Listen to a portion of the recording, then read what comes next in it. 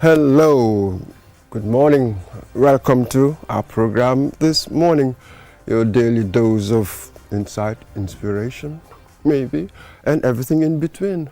I am Mamadou Mboj, and I have my co-hosts here with me to accompany me, as you sort of kickstart our Tuesday morning. Admittedly, a wet Tuesday morning. A very wet Tuesday morning in our area, and before the viewers start to panic, there has not been a coup d'etat. We have not overthrown Jennifer Sonko and Ibrahim Asuri Balde. You'll be seeing them back on your screen just due to various matters. They're not here, but they will be back, I can assure you. That's it, yes. But we stick strictly to their script. Absolutely. Though I cannot quite do a Balde. Anyway, as usual, we'll begin with our dose of ancestral wisdom. Yes. African proverb. Shall I dive in? Yes. Yes, it says, the wolf on the hill is not as hungry as the one climbing the hill. Yes. It says Nigeria. It doesn't say whether it's Igbo, exactly. Yoruba, Hausa, Efik, yes. or whatever. It just says Nigeria. The wolf on the hill is not as hungry as the one climbing the hill. Yeah. Samboj, yes. what do you make of this? Absolutely.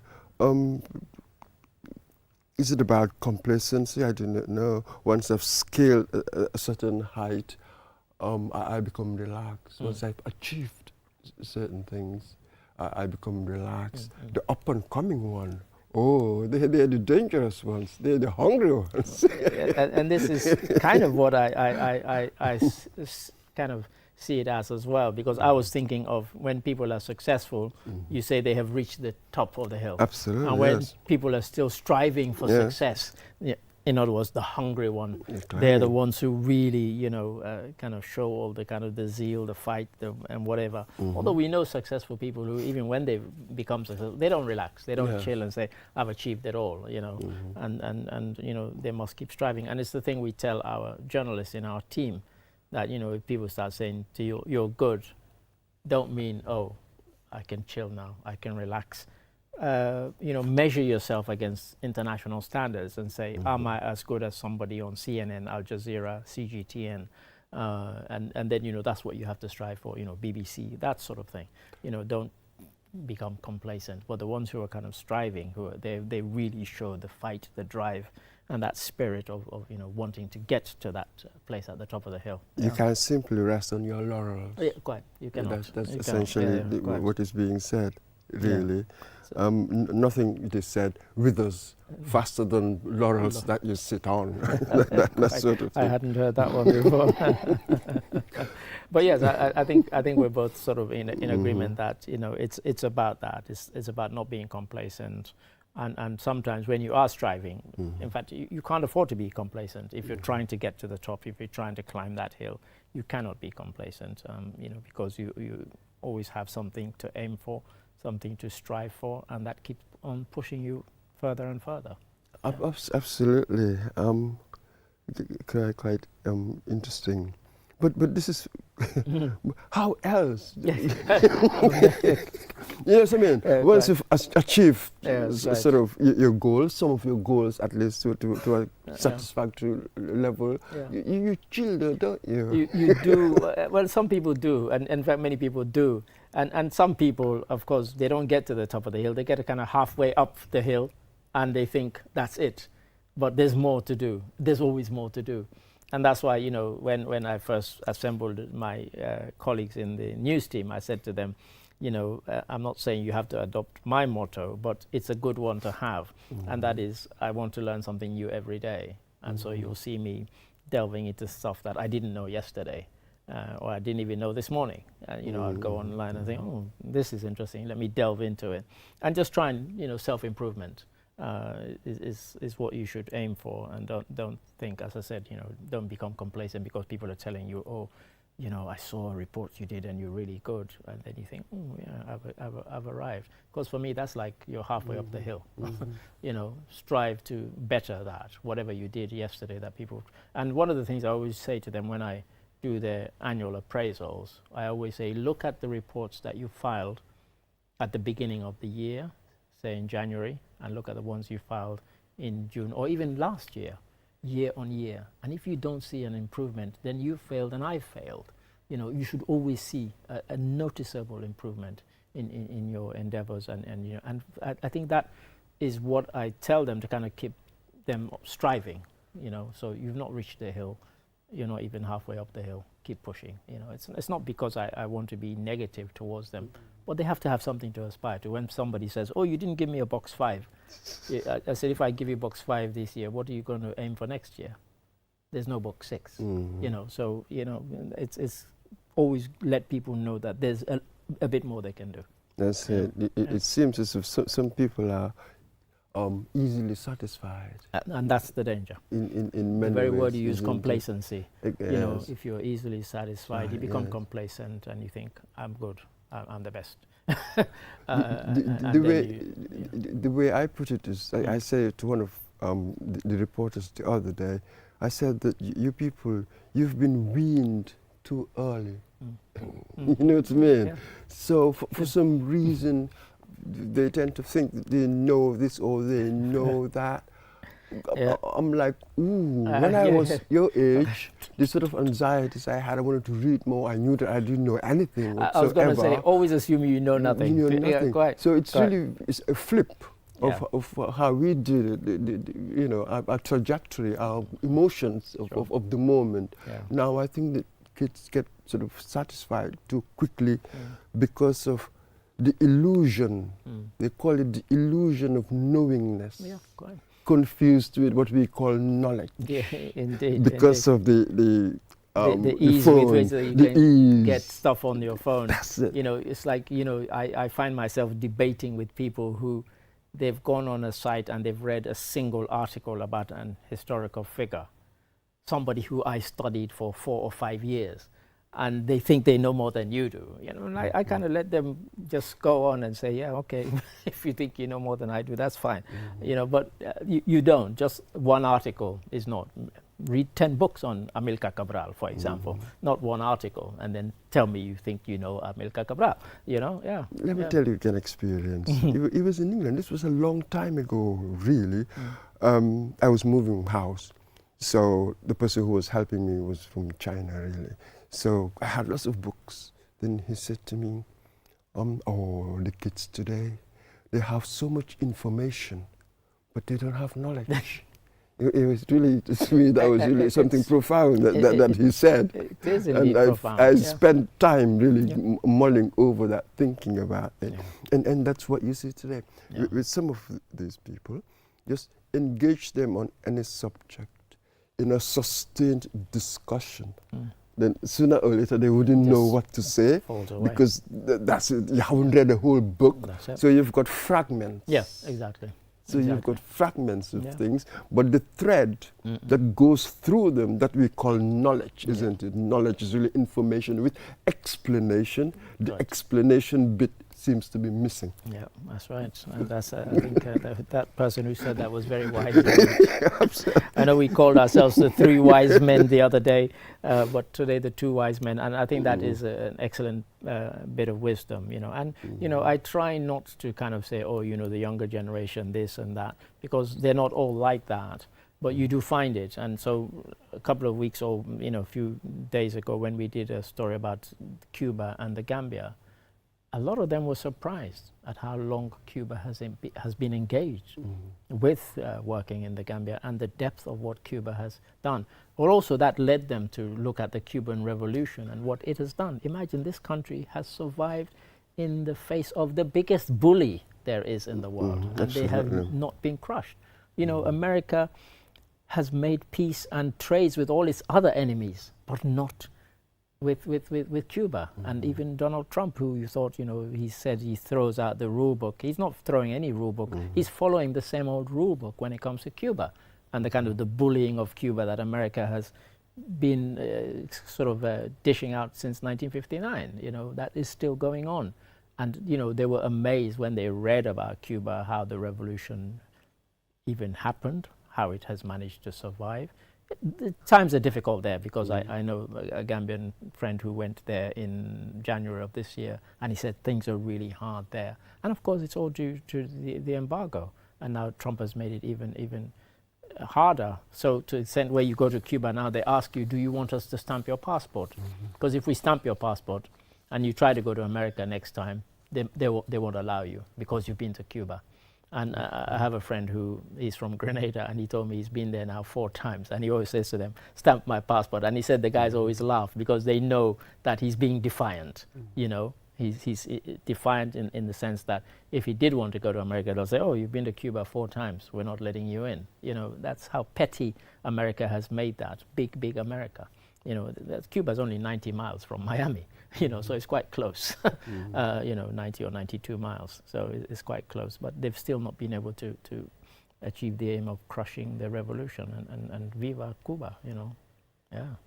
So that's the case of the hungry. The hungry, you know, and you know, for me, Cuba is the kind of, because of the position that Cuba is in, it's always striving, you know, to get to that top of the hill where, you know, one day the whole of the rest of the world that is not trading with Cuba will say, yeah, we're going to trade with these people finally. But they're all cowards because, you know, they don't want to be sanctioned by America, you know, yeah. Okay, thank you very much there. So yes, the wolf, just so they know, the wolf on the hill is not as hungry as the one climbing the hill. And maybe they should have told us lessons, which bit. That's it, for lessons for each. The one on the hill and the one climbing. And the one climbing. Yeah. All right. Yep. Thank you very much there, Ade. We will take up a short break. When we return, we'll go to the newspaper review. And Orange Money has just made money transfer easier. Now you can send money from Gambia to Senegal directly from your Q Money wallet. So what are you waiting for? Get your Q Money account now and start sending money to your friends and families through Orange Money in Senegal now.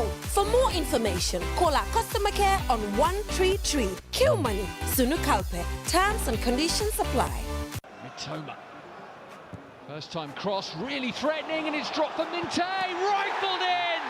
Out.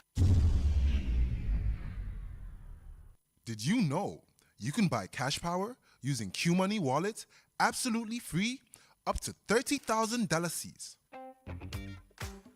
Use our app or dial 323# and select Q Power.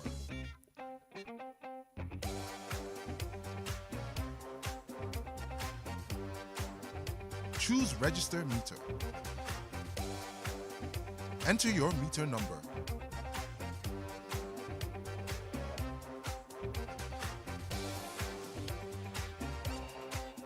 Dial *323# and follow these simple steps. Number 1, select option 3 for Q Power.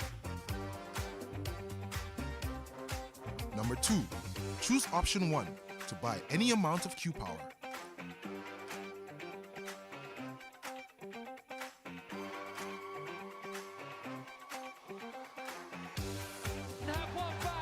Enjoy free QCell airtime every time you cash in to purchase Q Power. For any inquiries, call 133. Q Money, Sunu Kalpe.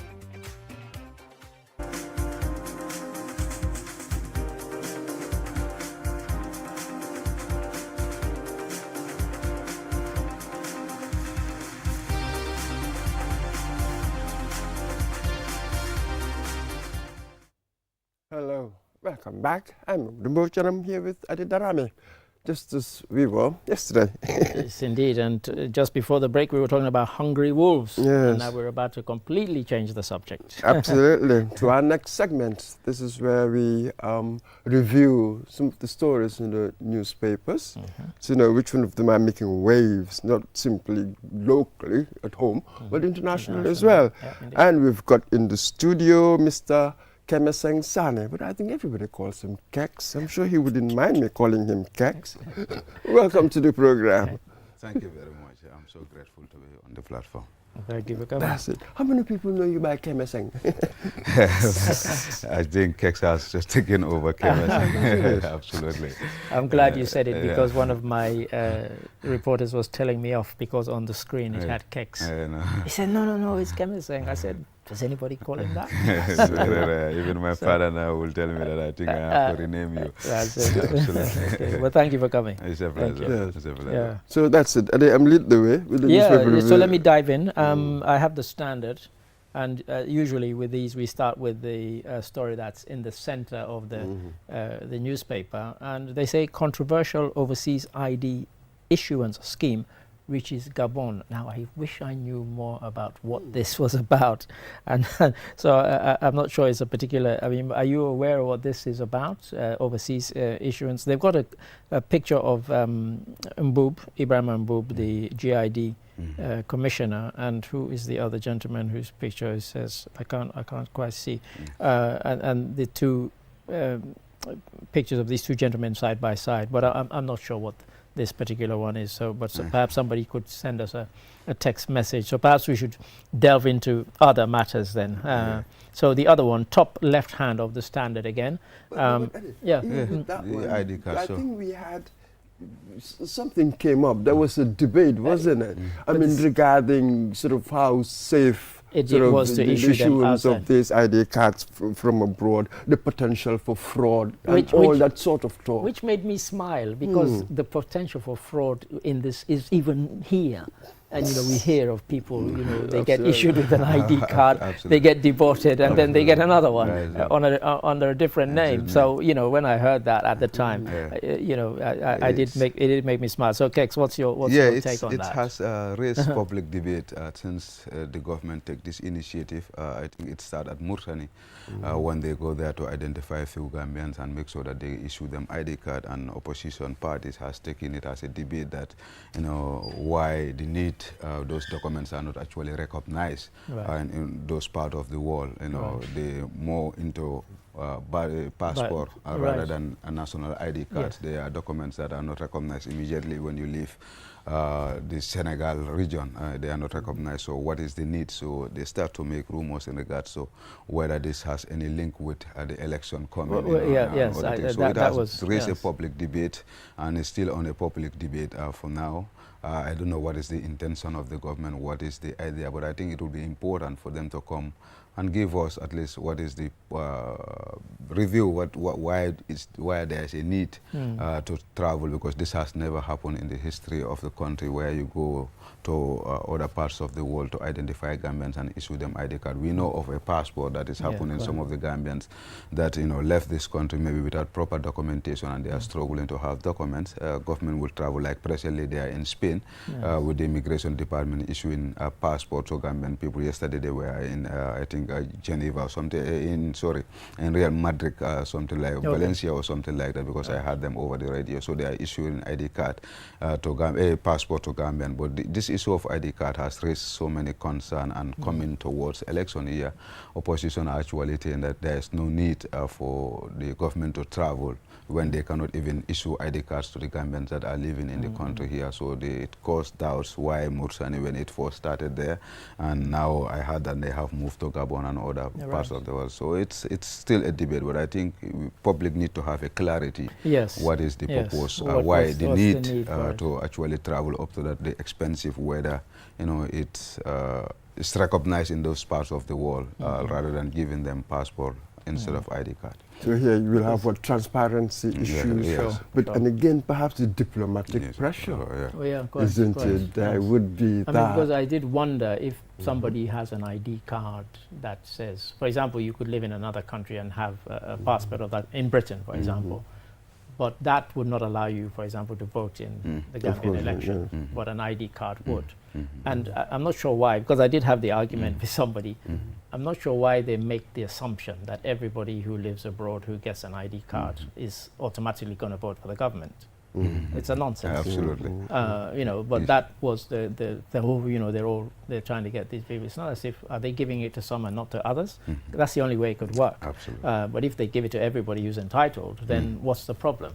You know, but I kind of recall having this debate with somebody because I said, why are you assuming that everybody abroad who gets an ID card or you can vote, you know, is going to vote for the government? It doesn't follow. You know, that's in the end, even that should be irrelevant. You know, are you eligible for it? Are you? You're given. That's it. Anything else is really extraneous to it. The word transparency, I think, is what we're seeking, and I think that's what Kex is hinting at. So next story, yes. Yeah, next story. Minister explains revenue sharing in port concession contract. This is one that has come up, you know, Absolutely. Al Bayrak, Yeah, they've got this, and it's, again, one can say it's been controversial. Absolutely. But, you know, we've done stories where they've said what the division was. Yeah. So, you know, I'm not sure, but I 80-20? guess... Yes. That's right, that's right. And it's for a limited period. Of time. And some people oppose the length of the period Absolutely. to which they're giving this concession. And I guess, you know, a couple of things matter before you come in, Kex. One is that, you know, how transparent is it? It is, yeah. Who's going to monitor it? And I guess the other thing is how much revenue are we going to be getting as a country from such a concession? You know, absolutely. It's you know, it's all geared towards clarity in regards to some of this agreement, because once information is not shared to the public to fully understand why government enter into this concessional agreement, you know, what does it mean when you said to a layman, okay, I'm taking the Albert Port is taking 18%, Gambia government is taking 20%. You know, they just look at the figures, you know, without going details. Or with that 18%, in terms of the expansion of the port, building a seaport at Sanya, you know, whether a government will contribute towards that, you know, those things could have been clear. The dry port in Kauru and that's of Pase, you know, whether, so you need to explain to the public to say that with that 80%, they will use that money to make sure that they expand our ports, and we will still maintain our 20%. And going forward, the total turnover, government will have another 4%, which is not also clear. So I think, you know, it's all geared. That's why people were demanding for the document to go into the parliament so that the National Assembly will actually scrutinize, because it's an international agreement, and always they debate, they say these are PPP or partnership that doesn't require the approval of the parliament. But sometimes when you look at our document, you know, it doesn't say that. It says any international agreement must, the government must seek the approval of the parliament. So what government can do is to go and negotiate. That one, they don't need the parliament to negotiate. They can go and, but once they agree, before it will be ratified to come into force, it must be brought before the parliament so that they look at so many aspects, the economic aspect of it, whether it will derogate the sovereignty of this country, what is the interest in the Gambia. So they will look at it. They are the oversight body. Executive will go and negotiate and do everything. That's why we have separation of power. You have a power where you can go and negotiate whatever, but once you negotiate now, there's another oversight body that will check whether actually you go into that. And they said that, you know, I had the minister saying that it doesn't need the parliament's approval. But few months back, I see the parliamentarian that left this country to Turkey. They said they went there to what we call a background check of the company. So if it doesn't require the parliament, why are you taking parliamentarians with the former the port's managing director Jobate and that of the PS at the Ministry of Works and Transport? They all traveled to Albert Port with 4 National Assembly members to do a background check. So now you already signed the contract, you are already into the contract, now you are going for a background check. Now if you find out actually this company is not fit for port, what do you do? Pull out? You know, there are clauses that you know that if you breach the contract, you face the penalty. So you cannot terminate the contract even if you find something, because then you will pay huge amount of money into all those things. So I think still now the public is not clear about what does the 20% mean and what does the 80% mean. And once government is clear about that and they explain it to a layman's understanding, then all this debate will finish. So many things there, really. The very process itself, that Parliament was excluded. Absolutely. Where that is very interesting. But the 80-20, isn't it? We've seen this pattern replicated across the continent, hasn't it? Indeed. This asymmetrical contracts. They've got similar ones in Sierra Leone. In Sierra Leone and everywhere. But again, they tell you, hey, look, we do all the spending. We do the prospecting or whatever. You don't do anything. Absolutely. Isn't it? You had it in Senegal when the oil prospecting was going on. And you're right, Kex, because, you know, we've got nothing against public-private partnerships, but the fact that it's public, that particular P means that you should inform the public, because you're allegedly doing it in our name. And if you're doing it in our name, then be open with us, be transparent, and let us know. So why did they get it rather than somebody else? Was there a competing company that offered a deal, and why were they not chosen? Why did you choose these? All of these things need to be brought to the fore. Otherwise, people start getting suspicious. Absolutely. You know, so you know, I think, you know, we're right to kind of question some of these. So shall I go to the next one, sir? Exactly. Still on the Standard, ex-BAC officials admit not following MOU in usage of $30 million Sea Geology Fund. Become an area council.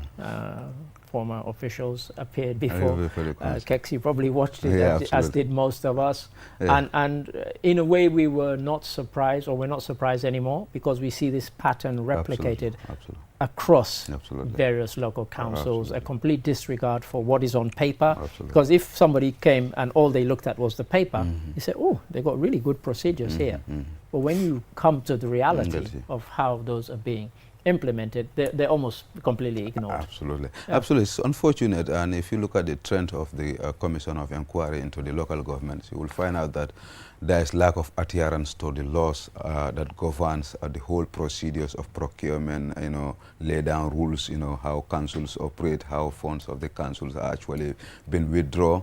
You will find out that there is total disregard to all these procedures, and it is revealing at the Commission of Inquiry where an individual will even save council's money to their personal account. In fact, I was going to mention that very much. So, for me... and not only that, when the person was asked, do you think that is right and proper, he said yes. Like, so because but no, it's not. Absolutely. They normalize it to the extent that I don't know for whatever reason, but we have very good looks. If you look at the Council Act, you look at the the Procurement Act, you look at all these things, it tells you how even to award contract, how many people should, if it is beyond this threshold, there must be at least three. It should be open tender, but you could see that only they will just restrict tender that is beyond the threshold of what is required, and just call a friend or a family member and say, okay, come, this is the project. So we have seen that, but I think with by the end of this commission, they will come with recommendation, and maybe this might be part of our new legislation to make sure that these situations are addressed. Because if not, public resources are going into individual. The amount that is going into individual pocket rather than the national coffers is too much. And whether we will make sure that we put our institutional reform and put robust legislation, because at the end of the day, these are market vendors that are contributing their monies, giving it to a council for it to come back in a form of a service. But one individual will just take $30 million, his individual pocket. You see where I see it for Sonko came before the commission, where they give salibos to their councillors, from taxpayers' money, and it was like, this is normal. I have found this procedure even before my this is what I meant when I came so there. it's normalized to the extent that, but this is not the law. You cannot take taxpayer and you say you are giving a salibo to a councillor when they are receiving basic salary at the end of the month. Exactly. But this is it. Just quickly there, sure. The loop you've just created, text, because in a sense, yes, with the recommendations, yes, you put them in law, you have your legislation, but who is going to implement that? Well, this is really what our problem is, isn't it? My very question. To change institutions, I think it seems you have to change the people. Absolutely. Absolutely. Yes, because we've been here before. We've seen audit reports that have named people, that have said these people should be held to account, should be prosecuted, and they have not. So, but what is your sense now? We're saying that, okay, all this is, we watch it on TV, we listen to it on the radio, and it's now up in the open, and we think that, if they make recommendations, this time they cannot ignore these recommendations. Is that the sense you get? Yeah, absolutely. With the trend that is coming now, people are interested in audit reports. People are interested in terms of some of these allegations of corruption, where citizens are picking up the matter, are writing petition to government, even demonstrating. I think with this trend now, because once public have interest in this thing, government also makes sure that they do these things. And, we think at the end of the day, it will not like the other commissions that we have witnessed here. We believe with spending millions of dollars by inquiry, I'm sure they will definitely implement. That's my expectation, that the government will actually implement all the recommendations that are coming there. But also we have, even not that, the law is here. Just like he said, implementation is our problem, because the law is clear. Once the auditors make their audit report and they raise issues of corruption, the Inspector General of Police is mandated by law to pick up that and do further investigation by criminally investigating where the money goes. And once he found that, he should now write a report, send it to the Ministry of Justice for legal advice, and they go to court. So you don't even need to establish a commission once there, because audits National Audit all these government institutions, all these local governments, and every year you go to the National Assembly, the reports are there, bulky of them. If you go to their library, you see these reports are there. So what National Assembly do is go audit, they do it, so it's their opinion. So National Assembly will look at it, and once they look at it, they establish that what audit said is, so they will make also a recommendation. And once that is done, the Inspector General of Police should make sure that picture. So that's why Inspector General Office should have at least a representative in Parliament, so that he understands issues that are common. Once that person pick that, it goes into investigation. So we have the institutions here. It's now to compel those people to do what is expected of them.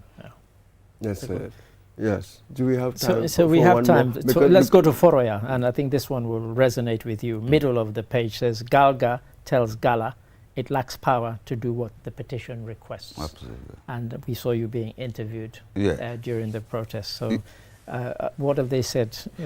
The Gala wrote, their last demonstration that they wrote to so many institutions in regards to some of the alleged corruptions, and the local governments were a part of the petition of Gala, that they petition Galiga, that's the oversight body of all local governments, to look at the audit reports and also some of the investigations that are coming before the commissions, in terms of, So they wrote to them to say that, unless the Commission of Inquiry concludes, which I thought might be, because it's kind of tantamount to a court case where you say that you prejudice the kind of prejudice might be, and it's sub judice whilst it's going through the court. So I suspected, because even though I didn't know that's the content. So that's what they are about. Actually, if you look at also Gala, they also talks about that area, but they also talk about the ones National Audit has already audited, because recently they have done an audit that is separated from the local government. They have done a separate audit where they talks about so many issues that are affecting our councils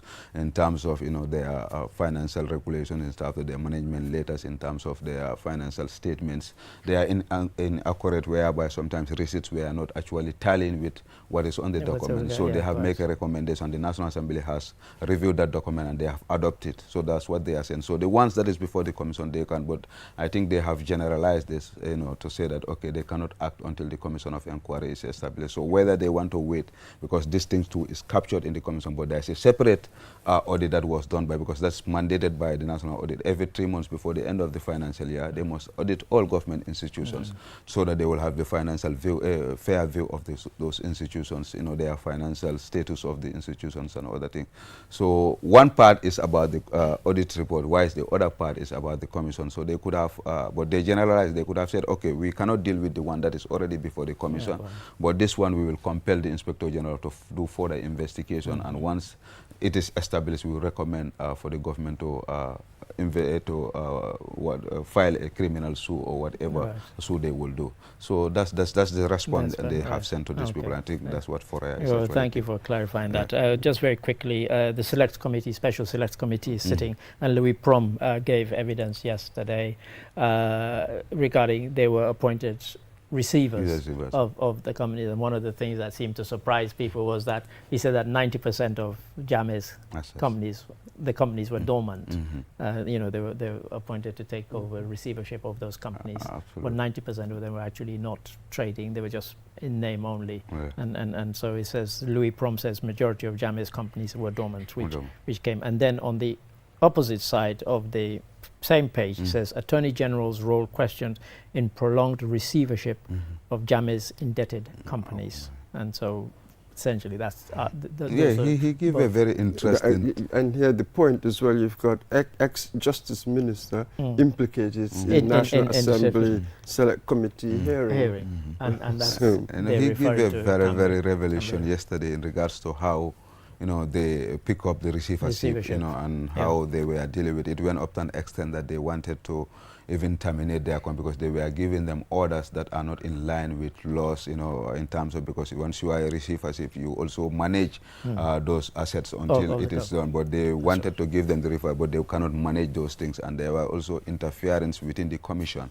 Actually, those were the commission in regards to, because they were also partners or their firms working with that institution that have been questioned. So you could see the interference there, and he begged the question, why not you recuse yourself once you are affected, because that's professionally when you are affected. Even a presiding judge in a case, you recuse yourself from the case and give it to another case. So these are issues that he also raised in regards to this thing, but they wanted to even go to the Supreme Court to challenge those decision orders that were given to them, but they feel like it will have prolonged the whole investigation. So they decided to take a back seat but record every bit of what was happening, and he was compelled by the National Assembly to bring the records of the process that happens eventually until they were actually removed from the receivership and other farm was given what were the justification whether they have violated. So he promised to bring that on Friday. He will provide the documents to the National Assembly. Absolutely. And what was also interesting in Louis Prom's evidence was that he had provided documents to the commission that he hadn't even been asked. And he said, I just thought it was good practice to give them all to you, even before you ask us. Just so you can see how we actually managed. So that was quite good. He was very helpful. He was very helpful, and the commissioners seemed surprised. Absolutely. And they said, did we write to you about this? He said, no. He said, I just thought it would be good for you to have all the documents, even before you ask for them. So that was quite good. Have we got time for another? We are done. But Adi, I have to say this, all the stories that we covered, it's like people behaving badly. Absolutely. In public I was going to say, particularly people in public institutions behaving badly. And it's quite worrying. We keep saying this because really we can't keep going through this. Absolutely. At some point, this has to be a wake-up call for us about how people behave when they're appointed to public office.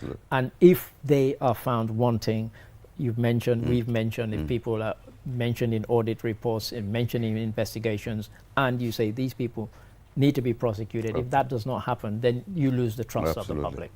Inevitably. Absolutely. And thank you very much. But it seems as if our next guest might have a thing or two to say about that, because they're from what? Civil Service University. Yes, indeed. Yes. Thank you very much. Thank you. Thank you, viewers. Just, bear with us. 5 minutes break. We'll be right back. My name is Nuruddin Adams, a proud product of this noble institution. Heritage Christian University is not just a learning place, but a community that transforms lives and empowers its students to become compassionate entrepreneurial leaders. My journey here has truly been life-changing, and I invite you to come experience the same. Whether your passion is into business, nursing, midwifery, psychology, communication studies, multimedia technology, information technology, or theology and ministry, Heritage has tailored these programs for both the undergraduate and graduate studies to suit your goal. If you're ever ready to take your education to the next level, then pick up an application form and join us today. At Heritage, you are never alone, as members of the community will stand and work with you every step of the way. Welcome to Heritage Christian University.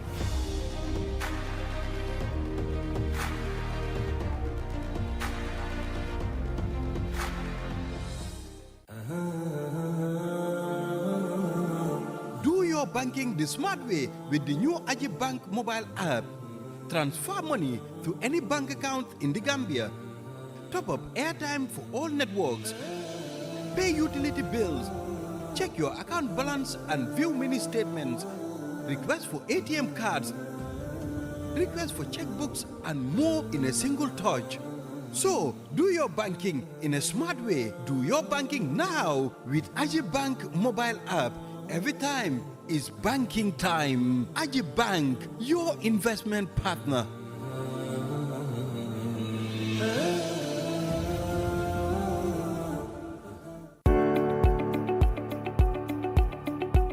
At Aji Bank, we are more than banking. We build bridges that connect you to pivotal services every day. Do you have government bills to pay to the Gambia Revenue Authority, Comfort, KMC, or the Accountant General's Department? We've got you covered. From payment of customs and domestic taxes to GRA, payment of number plate and vehicle ownership transfer to Comfort, payment of property rates and business license fee to KMC, and payment of MR passport, business registration, fishing license, land fees, sale of assets, lease application, development permits, quarrying royalties, gravel and sand, mining royalties, and a host of other revenue lines to the Accountant General's Department. Walk into any of our branches nationwide and make your payments hassle-free. Either in person or online. Simple, secure, and immediate. With Ajib Bank, there is no need to worry about government bill payments for your vehicles, taxes, licenses, business registration, and any other revenue line. Ajib Bank, passionate about your investment. We've got you covered. Ajib Bank, your investment partner. QCell, the fastest growing network in the Gambia, now presents to you the eSIM.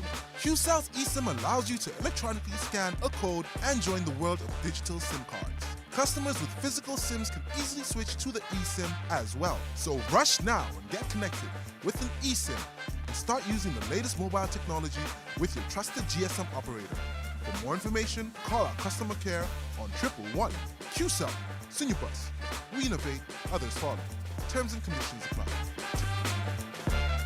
Q Money and Orange Money has just made money transfer easier. Now you can send money from Gambia to Senegal directly from your Q Money wallet. So what are you waiting for? Get your Q Money account now and start sending money to your friends and families through Orange Money in Senegal now. For more information, call our customer care on 133. Q Money, Sunu Kalpe. Terms and conditions apply. Mitoma. First time cross, really threatening, and it's dropped for Minte, rifled in! Out. Did you know you can buy cash power using Q Money wallet absolutely free up to 30,000 C's? Use our app or dial 323 hash and select Q Power.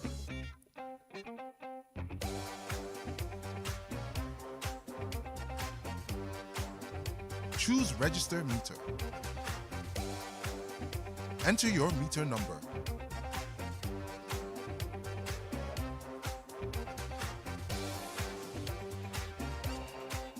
Dial *323 hash and follow these simple steps. Number 1, select option 3 for Q Power. Number 2, choose option 1.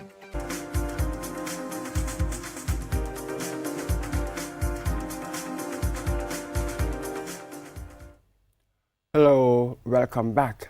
Now to our penultimate segment, and here we're going to discuss something very, very central to civil service reform and national development.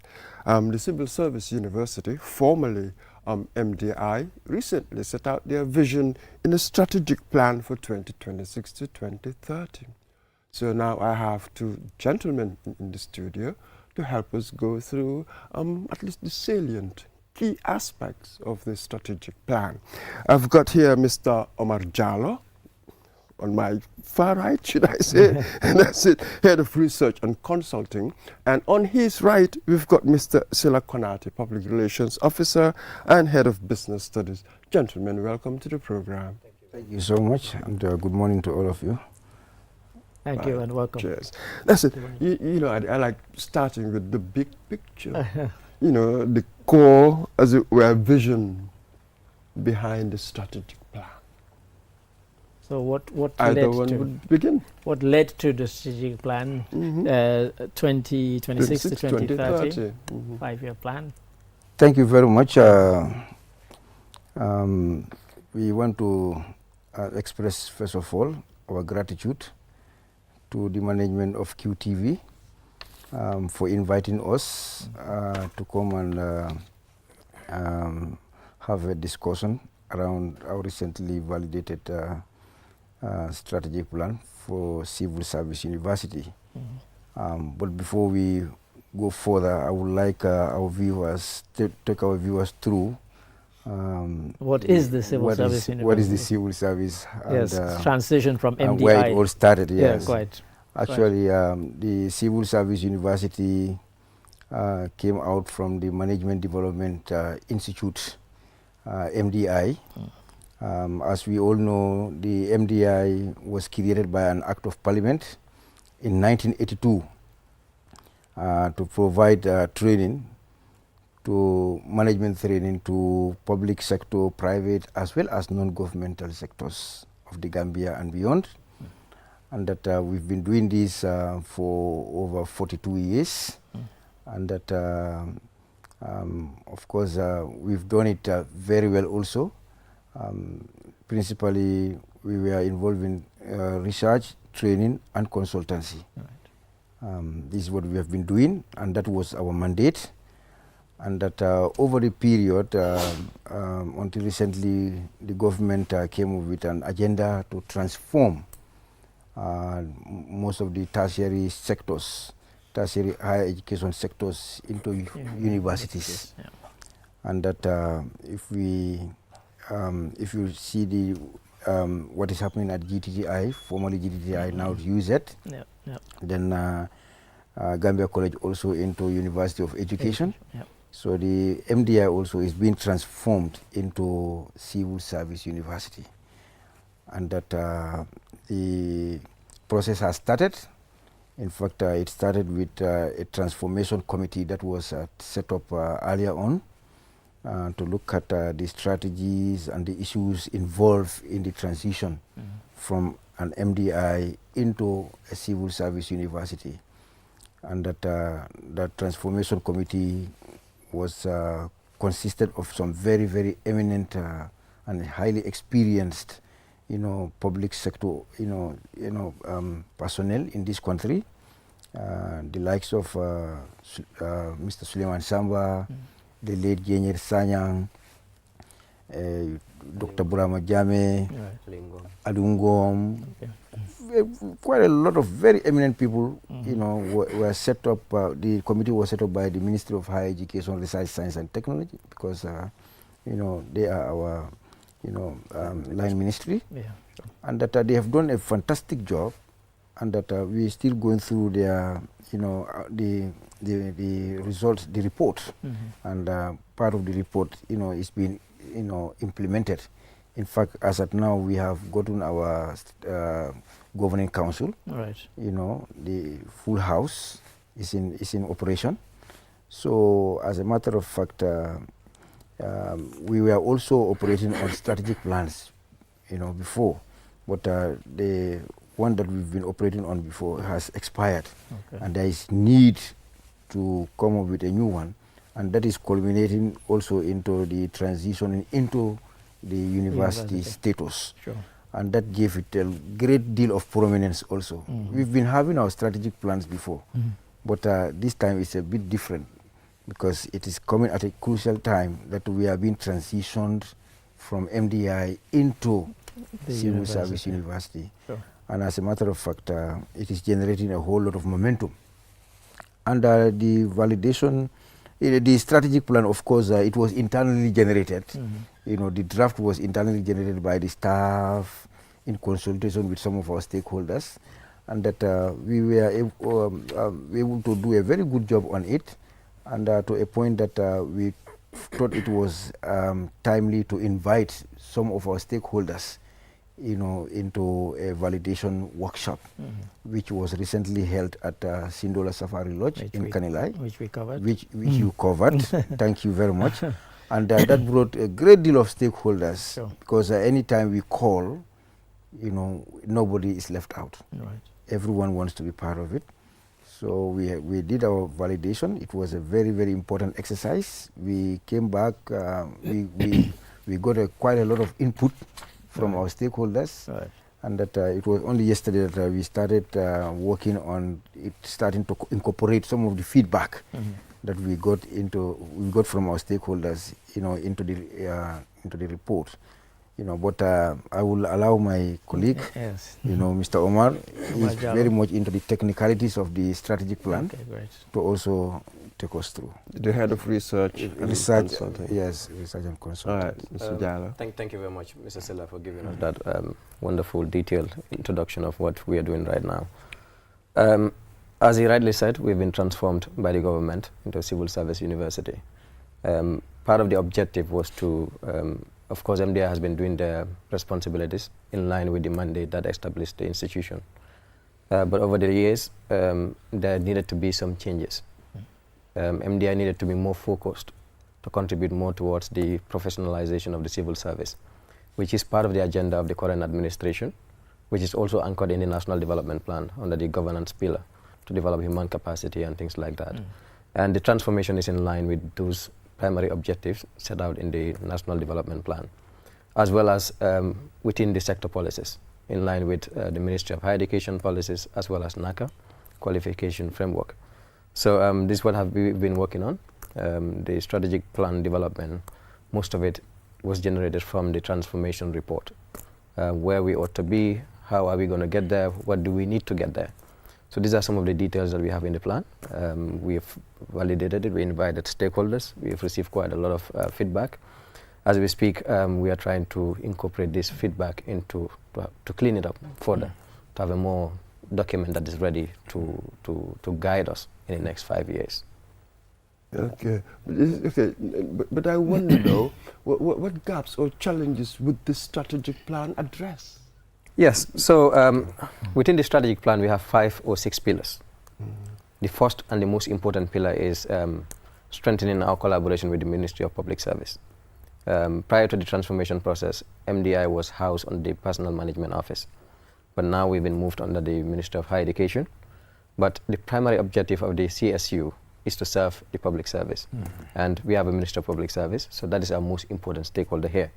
So in the strategic plan, we outlined to strengthen our collaboration, to ensure that the civil service is being professionalized in line with the civil service reform. And in order to do that, the CSU is technically the training arm of government.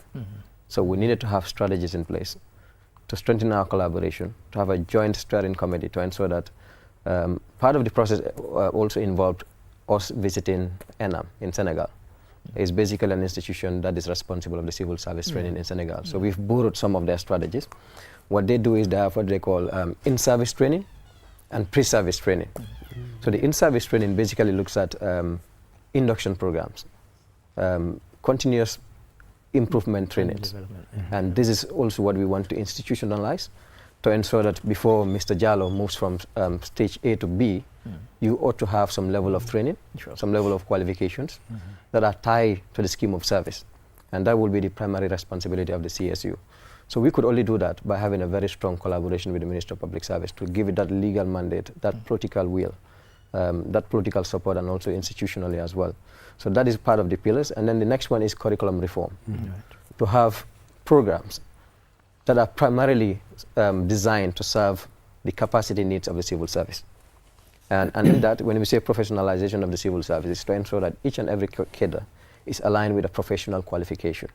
Example, if on the finance cadre, you have the IPSAS, the Public Sector International Standard, we have the IFRS, we have the ACCA and things like that. So the idea is to make sure that each of these cadres is aligned with a professional qualification that you ought to have before you reach a specific level within the civil service. That is there. And also, we are not only, I mean, that is our main target, that is our main focus, is public service, but we also serving fresh graduates from senior school and also private sector individuals. So along the line, we'll be offering professional degree programs. As we speak, we have already launched our first master's degree program in public sector management. We've enrolled 28 students. 26 of them are from the public sector, and then we have 2 representatives from the private sector. So the other side of the equation is also not left behind. So we're going to be offering degree programs that are professional to ensure that CSU focus on a niche market. We have University of the Gambia, we have University of Education, we have USHED and so. But our niche market here is the civil service, as well as offering professional degree programs. And the other thing also, part of the pillars of the strategic plan is to have reform, both infrastructure and digital. So we don't want to take busy individuals like yourself, going all the way to civil service university to attend lectures. We want to integrate that distance learning component of it, and to have infrastructure ready that is going to house our stakeholders, that is the students, and also house both short-term and long-term training programs, supported by a very strong infrastructure, digital infrastructure. And then the other thing is we have the governance side of it. Already as Mr. Silla rightly mentioned, we have the Governing Council already instituted. It's already in functional. But part of the requirements to be a university is to have frameworks that are international standards, like having academic curriculum boards, having the Senate and things like that. So the governance pillar of it is actually focusing on that to ensure that the CSU has functional setup in line with a university structure. So in order to have that, we need to have the governing council, we need to have the Senate, we need to have the curriculum board to ensure that our programs are relevant and in line with both national and international standards.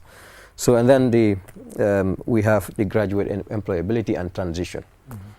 Prior to the transformation process, we've been offering diploma programs to both working and also fresh graduate from high school. So how do we transition these diploma program students from diploma level to bachelor's or master's degree? In order to do that, we need to have a policy framework in collaboration with our stakeholders, that is Minister of Higher Education, NACA, and other relevant stakeholders, to have a policy document that says once you obtain a national diploma in this, you are now qualified to be enrolled into a professional degree program with a bachelor's or master's degree.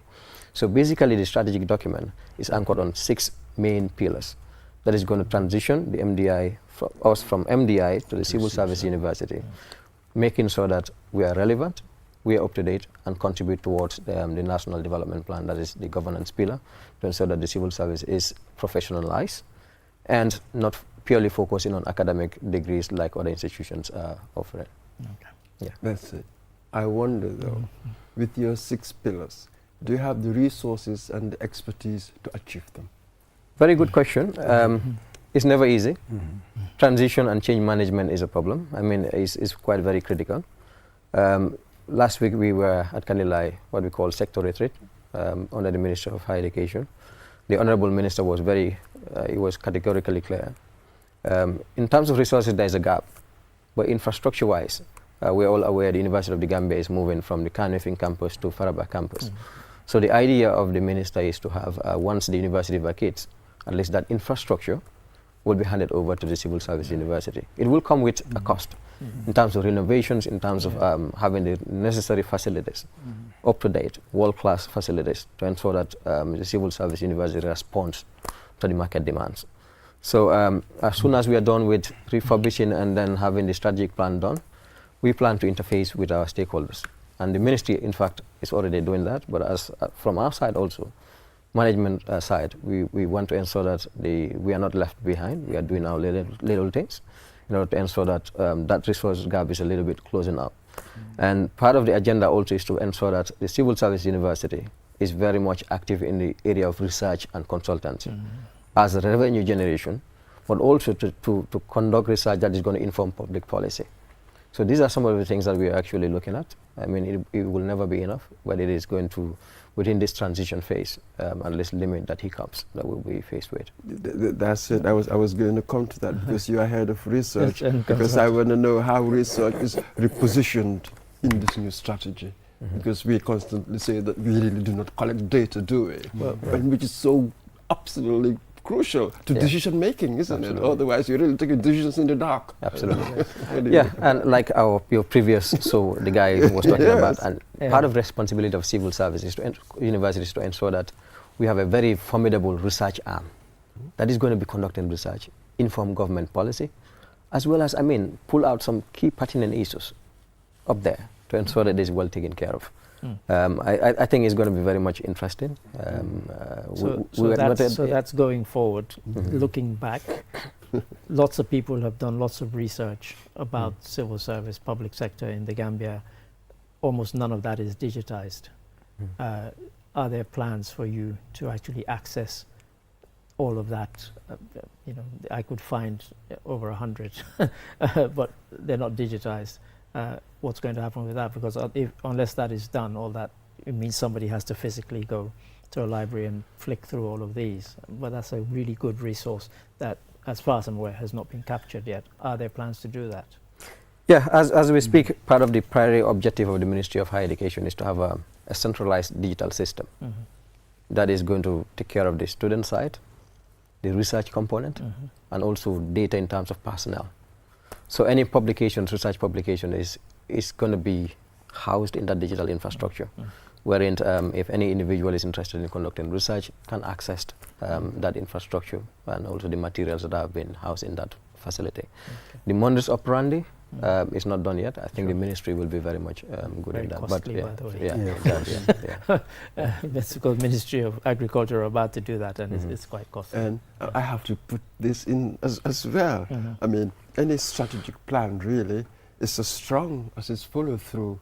We know what we are like with implementation. How are you going to be different? Be more results oriented.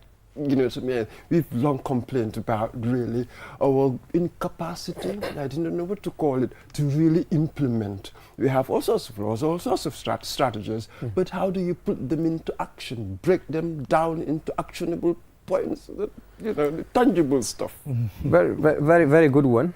I can tell you, I can assure you, there's a lot of energy in this, of course, internally, and with our line ministries, Minister of Education and the Minister of Public Service. As I said in the beginning, there's very strong government support. Internally, we are very much committed to this. Part of the strategic plan, of course, the last component looks at the monitoring and evaluation side of it. It is not left behind. We have a very comprehensive system that is going to look at every detail of it to ensure that we get there. And it's going to be challenging. It's going to be challenging, of course, but we actually have a system that we're looking at. We're still having our stakeholder consultations to improve it a little bit, this including the monitoring and evaluation side of it.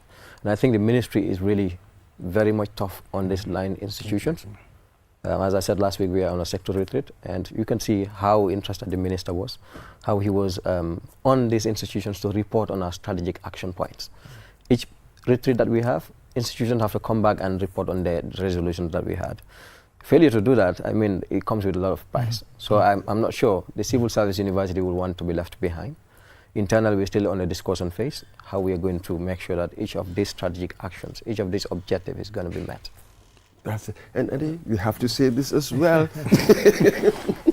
We're constantly complaining about not simply civil service, but the public sector generally, the corruption and all the rest of it. So that ethical dimension, as it were, of the training. You know, I once heard an educationist define competence as a combination of knowledge, skills and attitude, but it appears to me that we tend to underplay the attitude, which in the end makes all the difference. I could be such a brilliant accountant, economist, or whatever, but if I'm just, you know, some corrupt person, I'm no good to our society. What do you make of that? I mean, this is quite interesting. And like I said again, part of the models we are borrowing is from ENAM in Senegal. Even if you come in with a PhD degree, you have to enroll with that institution to be provided with basic orientation induction programs, whether weeks or months long. And this is going to take you through the ethics of civil service, the GOs, the regulations, the requirements, including the ethics side of it. What is expected of you as a public servant? That is a starting point. It is very much institutionalized in our strategic document. The emphasis is there to ensure that you don't only have the academic requirement, we have the professional outlook that covers the professionalism, the ethics and everything. And we are sure we're going to have a very good working relationship with the Minister of Public Service to ensure that this is not left behind. I'm looking ahead to that. I'll just give you 15 seconds. We are done just now. to buttress on the importance of the element of attitude in that competency bracket that you talk about, knowledge, skills, and attitude. And this is why at the level of CSU, you know, we always emphasize greatly on the importance of professionalism and ethics. In most of our training programs, we will always have a model on that in terms of giving that kind of orientation to our participants in terms of how they can have that positive attitude combined with their knowledge and skills in terms of moving the country forward. Because it's very, very important. You can be very knowledgeable, you can be very skillful, but when you don't have the right attitude, you are not good for anything. Thank you very much. I'm Mr. Sila Konate, Public Relations Officer and Head of Business Studies at the Civil Service University, and Mr. Omar Jallo, I'm Head of Research and Consulting. Thank you very much. We wish you the best of luck in your bold journey. Thank you so much. Well, we'll be right back. Take a short break. Okay, thank you. We'll be back. Do your banking the smart way with the new Ajibank mobile app. Transfer money to any bank account in the Gambia. top up airtime for all networks, pay utility bills, check your account balance and view mini statements, request for ATM cards, request for checkbooks, and more in a single touch. So, do your banking in a smart way. Do your banking now with Ajibank mobile app. Every time is banking time. Ajibank, your investment partner.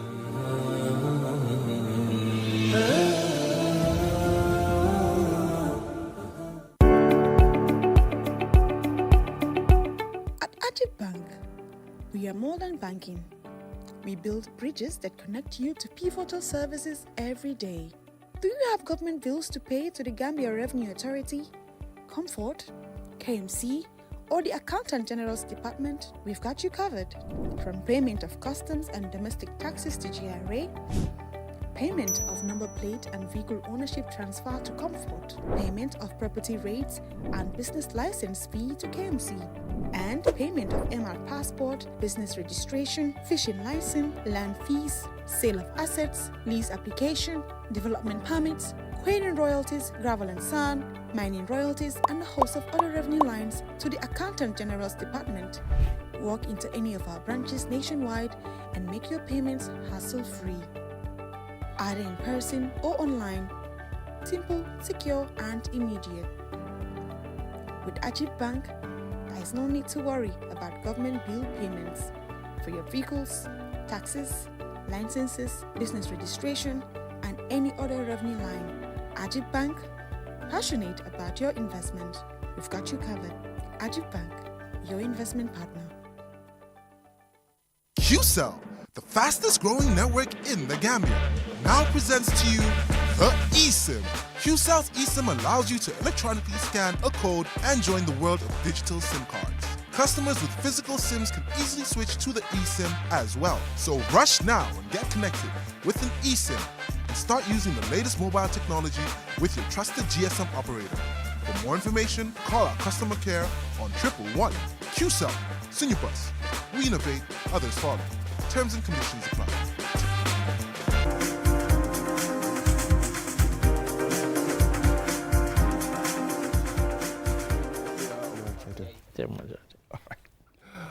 Hello, welcome back. So now to our final segment. Indeed. The world is observing World Breastfeeding Week. It is a global campaign that really emphasizes the centrality of breastfeeding in creating stronger communities and perhaps even stronger futures. The theme of this year, of this year's commemoration, puts emphasis, isn't it, on strengthening, I'm told, support systems for breastfeeding. Yeah. So I've got here in the studio two people who would shed some light on this. I've got Mr. Omar Jaite, who is a program officer at the School of Health and Nutrition under the Ministry of Health. And I've also got Ms. Mariama Damfa, senior program officer, also at the School of Health and Nutrition. Thank you very much, lady and gentlemen. Welcome to the program. Welcome both. Thank you. So, do you want to dive in? Yes, the theme. Take us through the theme. Can you start by telling us when the week is from, by the way? From when till when? Thank you very much for having us here. The celebration starts globally from the 1st to the 7th of August every year. Yeah. But as a country, we've adopted the whole month to celebrate breastfeeding because of the importance attached to it. We know we are at a percentage in breastfeeding, which is globally it is encouraging, but we really need to work hard to make sure we get to, if not 90%, 95 to 100% of women to be able to breastfeed their children. So basically it is the whole month from 1st of August to the last day of August this year. And the theme? Mr. Judge, yes. Yeah. Introduce and then we get into the theme. Yes, so it's very important, as he said. I'm Omar Jaite, and I'm also a program officer, School Health and Nutrition, Ministry of Health. So breastfeeding as he said, it's 1 week for the world, but in the Gambia, we take it to 1 month. That is because of the importance that we feel we need to emphasize the whole month to people so that our children can be breastfeed well because of the important attached. So the theme this year is prioritize breastfeeding, create sustainable support system. So it's very, very important. Advocacy has been going on. The support system, because some of our advocacy efforts have been successful. Like we are able to make sure that in the Gambia we have 6-month maternal leave. It's 6 months because exclusive breastfeeding is 6 months. So now we want to focus our advocacy more to create that environment when these mothers are back to their workplaces, when they went to the furrows, when they are in their business places. This breastfeeding needs to continue. It will not stop at that 6 months at home. So the theme this year is to make sure that we create that sustainable support system for the children to be breastfed up to 2 years. That's it. Do you want to come yeah, in there? Just the need to add on that. Sustainable support system. Yeah, what's the plan? How are we going to do it? We are advocating the Ministry of Health together with UNICEF and NANA, National Nutrition Agency. We are working on the advocacy aspect, advocating for policies, creating the space necessary and the environment that these women need if they go to their workplaces. This is in the furrows, as he said, the health facilities, the business centers, all women working, even in the household. We really want women to have that space and the ideal environment to successfully breastfeed their children. So we need to develop sustainable systems. This system starts from the advocacy of policies, and we're really working with the stakeholders to make sure we have these policies put in place. So are some of these stakeholders the likes, because you talk about women going back to the workplace, so are you working and advocating with, for example, the likes of the GCCI? They're very much the voice of business and very much the voice of private business, for example. How do you speak to them? How do you convince them that if women have gone and they're gone for 6 months, they come back, you need a conducive environment? Are you engaging with them, and if so, on what basis? For now, we've not started engaging them, but we've started engaging with the National Assembly. Right. NANA is working really hard because they are the overall coordinating body for nutrition when it comes to nutrition. So the advocacy is going on at the national assembly level. But from there, we will go to institutions. All stakeholders that have a stake in breastfeeding will really have this advocacy going on with them. Yes. Let me just ask you this and then you can answer. I wonder, what are the trends, breastfeeding trends in the country? Because you mentioned a kind of target percentage. Exactly. Where are we now? Where are we now? And as of the last census, we were at 45 to 49, I think, when it comes to breastfeeding. So Mr. Mboy talked about the trends nationwide. Are there areas where there's more and areas where there are less, and so on? What are you finding in your research and advocacy? Yeah, so breastfeeding, I think basically it is balanced across the Gambia, but places like CRR, URR, the provinces that we think are not much educated. In fact, they are the one that is picking up this exclusive breastfeeding that we are campaigning more. Yes, they are the one that is picking it up because of the program. We have been concentrated. A lot of program advocacy with them. We have trained a lot of community health workers with them. So in terms of places like URR and North Bank, CRR, they are doing quite well. They are doing quite well. A lot of them compared to other regions, especially West Coast. In West Coast here, it's always difficult. It's always a difficult terrain for us. Yes, West Coast is always a difficult terrain for us. I mean, but I'm not surprised at all, because really exclusive breastfeeding is the conventional view, isn't it? Because with me, I had the impression that, no, there will be no problem here, because everybody believes in it. But little did I realize, of course, perhaps now with the urbanites, people in urban areas, there are so many, you have to do so much that perhaps you may not do exclusive breastfeeding for the first 6 months. Is that the case? Yeah, so that is one of the case, and some of people want to keep, they said if you breastfeed, you will lose your shape. So those are some of the misconceptions, and some people feel that, in fact, this package and breast milk replacement are better than breast milk. Those are all concepts that people are picking here in Comoros.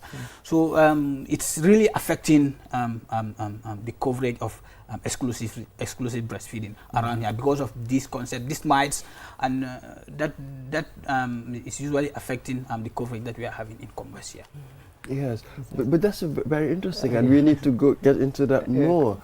I wonder, I know you're not doctors, but sort of the impact of breastfeeding on the child's development. Maybe when we go into that a bit, you know, at the level that you can explain it, is it perhaps important for people to know that? Yeah, when it comes to breastfeeding, it has an impact on the baby.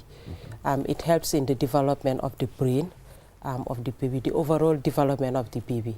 It is the first immunization for the baby because it has it helps the baby to fight, especially the yellow one. The first 1 hour after birth, the baby should be within the first 1 hour after birth. The baby should be put to the breast. In doing so, the baby's immune system will be boosted to fight infections such as respiratory tract infections, diarrheal diseases. It also helps the mother to after postpartum, to help the mother to easily recover from the postpartum stress, postpartum illnesses, and so forth. So it also creates the bond between the mother and the child. So in general, it has benefit on both the baby and the mother. Mr. Jate, aching to get in there. Yes, to add into that, for me, I think breastfeeding is a safeguard. Right. It's a safeguard because it's something that is specifically made for the child. It is specifically made for the child. So in terms of content, in terms of quality, it is specifically made for that child. So the importance of that, I think, for us, for me personally, I think some of the importance of science still now it's yet to comprehend some of the importance of breastfeeding. But as far as I know, there's no downsides of breastfeeding. So that is why I usually say to people, breastfeeding is an ultimate safeguard for the child. You don't need to expose the child to a food that, yes, we might know some of the contents, but how it is cooked, what it is exposed to, you don't need to expose your child to all of that. The result of that is diarrhea. The result of that is visiting hospital frequently. The result of that is your child become retarded. The result of that is your child will not be smart in school. So breastfeeding is an ultimate safeguard for the child. Yes. Absolutely. But I wonder, how are you tackling the, well, I'm sure you will need other agencies to help, but all the misconceptions, as you said, especially around the urban areas, as you said. How are you tackling that? We have a robust sensitization during this month, and after the celebration, August, we continue the sensitization. We are training health workers to be able to give this health talk, give them the nutritional talk regarding breastfeeding. Health workers at the health facility. We also train in community members. We call them the CBCs. We are creating them. They are they were called the traditional birth attendants, but now they are called birth companions. They take these people to the health facility because we are not allowing them to deliver them at home. So you give them all the support that they need while taking them to the health facility. So in that, these people are equipped with the knowledge to be able to sensitize mothers, to be able to breastfeed, to give them all the support that they need whilst breastfeeding. And again, they are also engaging the main folk, the husbands at home. They are engaging them because we're using these CBCs to engage them, to be able to tell men, well, these women are the one breastfeeding. but you should give them all the support they need, the emotional, the physical support that they need, the household chores. You should be able to help them in order for them to be able to successfully breastfeed their children. From what I'm hearing, never mind a week, never mind a month, this is a year-round thing, and given the importance of what you both expressed and what you just said. Yes. So essentially, this happens all year round. It's ongoing. So even though we said it's a month, the month is just used to raise heightened awareness, but it's an ongoing thing. It's an ongoing thing. Yeah. So to add into that, the Ministry of Health, we have a range of community structures. Right. That in combos, it is always difficult to have that structures because most of the communities in the provinces, they are communally interrelated, they interact. So those structures work for us around those ends. But here, we want to take different approach, but now we want to diversify our approach so that we can get to because 60% of us Gambians are around combos here. So if we don't get to them, still now we'll not get to our targets. So that is why we are trying to diversify the way we get to. Yes, the community structures are working for us in provinces, but in the Gambia we are trying to diversify, to concentrate more on social media campaign, to social media influencers, to engage social media influencers, because that is where most of the people get the information from. So we are trying to diversify the way we send information so that we can get to every Gambian in every part of the country. So we know where we are now. We know what the target is. Have you given yourselves a timeline by which you want to hit certain targets? And if so, what is that timeline? Yeah, we have a policy, the National Nutrition Policy, and this policy is guiding us to have strategic approach to averting some of the problems, the barriers we have to breastfeeding, and also to promote and protect breastfeeding. I think they're telling us we've run out of time. We've run out of time. But thank you very much. Breastfeeding week for us is a month. And but it sounds like it's more like a year. Absolutely. So we'll probably have you again here before the month ends. So thank you very much. There, Mr. Omar Jaite, Program Officer, the School of Health and Nutrition under the Ministry of Health, and Ms. Mariama Damfa, Senior Program Officer, also the School of Health and Nutrition. Thank you very much for joining us here today. And Ade, cheers. Thank you very much. Our viewers, join us tomorrow. And viewers, thank you very much. Until tomorrow, goodbye.